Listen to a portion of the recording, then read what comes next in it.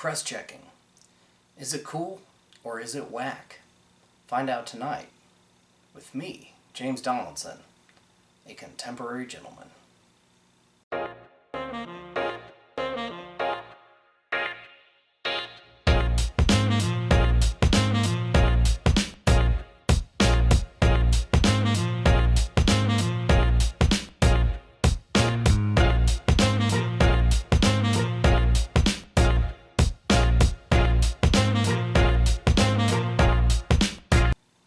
Hello everyone.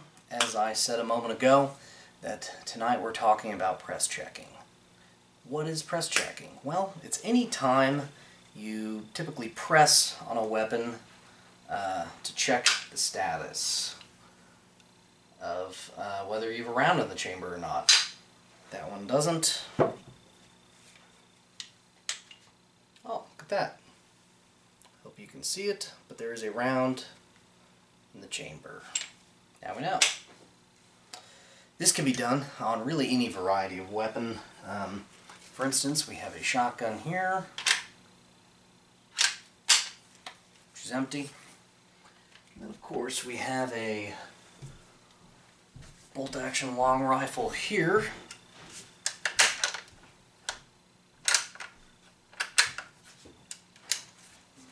And then, last but not least, everyone's favorite, we've got an AR configuration, really any semi-automatic rifle, and we're good. So, some people call it brass checking. I'm sure there's other names for it. Point is, what is it all about? Let's talk about why you would do something like this.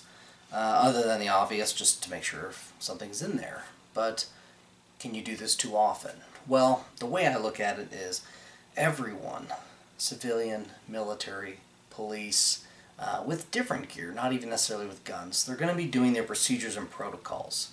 So, for one story, when I was overseas and we were first kind of figuring out our procedures and protocols, some people were putting a round in their rifle when we were leaving the gate, and other people wanted to have an empty chamber in the vehicle for various reasons, and so they didn't put a round in until we were getting out of our vehicles. And some people experimenting back and forth, sometimes you might accidentally discover, luckily this never happened to me, but you might accidentally discover that you were dismounted in Afghanistan with no round in the chamber.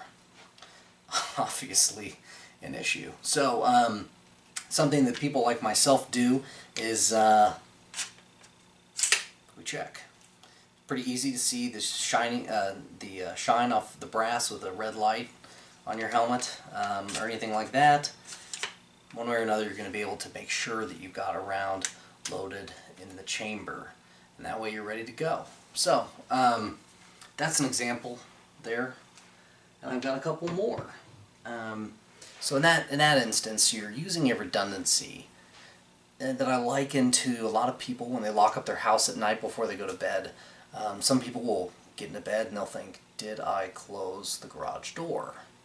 Well, so a redundancy I have in my house, which isn't 100% foolproof, but it's pretty effective, is I don't do the deadbolt on my garage door until I have already checked to make sure the garage doors for the outside are closed. And that way, if I see the deadbolt, then I know I don't need to check it. I can see the deadbolt is locked, and I know that the garage doors are closed. So having said all that, it's a way to double check yourself. So, now let's talk about another scenario. So, talking about protocols and procedures, if my weapon has a round in the chamber, it is in a holster and on me, or it's in a safe. And even then, typically, this being my concealed carry pistol, I have a round out of it when it's in the safe. The home defense guns are the only ones that have rounds in them when they're in the safe. So, point is that I had this gun taken off of me. I didn't put it in a safe, so I went ahead and I cleared it. And something I do is Glocks, if they're cocked, the trigger is forward. I don't know if you can see that. Now, if there's a round in there, you can't double strike it, so the gun is basically dead. And if there's nothing in the chamber, then the gun is dead. So if I see the trigger is back, and so this is a way I leave my gun if I have to leave it out where it can be seen or accessed in a still controlled environment. That being said, I also leave the slide forward because it is harder to pull the slide back and rack a round in than it is to simply slam the slide home. So, that being said, I had the gun off of me, and I had a round out of the chamber, and I put the gun in the holster, and then when I came back to it, put the holster on, went about my day. At the end of the day, I went to eject a round. I had carried an empty chamber all day. Now, I do think it's unsafe to carry an empty chamber, but it's also debatable, and I understand that. It is probably something no one could debate, that it's very unsafe to carry with an empty chamber when you think the chamber is loaded. So, possibly I'd have drawn it and gone to use it, and click. Not a good scenario.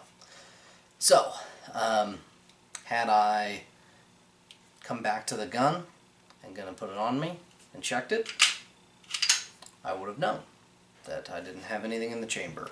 So, defeating the human element is a big part of this. I think is something you're gonna see. Is overcoming yourself with these safety procedures, one of which I am saying is press checking. So, third and final scenario, a lot of times when I load, or it used to be more often, that when I loaded my gun for concealed carry, I put a magazine in it with a slide lock to the rear, and that way I could see the round go in it. Now, I still, luckily at the time, and still do, press check to make sure that the round did go in. And a lot of people would argue, well, that's just silly, you saw it go in and such, and you had the slide lock back, and you put the magazine in, and da-da-da-da-da-da. I get it, but this particular time that I did that, there was not a round in the chamber. And what had happened was I hadn't noticed that I had not seated the magazine in all the way. So when the slide slammed forward, it didn't load a round into the chamber. So once again, I could have carried with an empty chamber, thinking the gun was loaded all day, and again, been putting myself in jeopardy of getting into trouble. So, all that through, caveats and variables. Unreasonable dislike. Some people don't like this concept because they think it's silly or arbitrary or redundant, which if they think it's redundant, that's my point, is that it's redundant and that's a good thing. Arbitrary, I don't think safety is arbitrary, and I think this is a measure of safety. Also, by doing this, who did I hurt? As long as the gun was pointed in a safe direction and my finger was off the trigger, I don't really see how this is a problem. And if you really want to get technical, once the gun is broken out of battery, so even just that much, the trigger does nothing. Now granted, your finger should always be off the trigger anyway in a scenario like this, but you get the idea. Alright, methods. We'll touch on methods real quick. I apply safety to this. So as long as you're being safe, there's not really an incorrect way. I saw one guy that had some funny way where he would like be looking and have his gun out and he would like somehow stick his finger in. I don't agree with feeling. I think you should see. Because, for instance, on this 17L, I've got a dummy round in here. You can see if a bullet is there. And then here's what it looks like on an empty chamber. Very big difference. Now granted, your bullets aren't orange, they're brass, which is bright, or nickel, which is bright, or steel, which is bright. It's going to look very different. So I do recommend that you look with your eyes.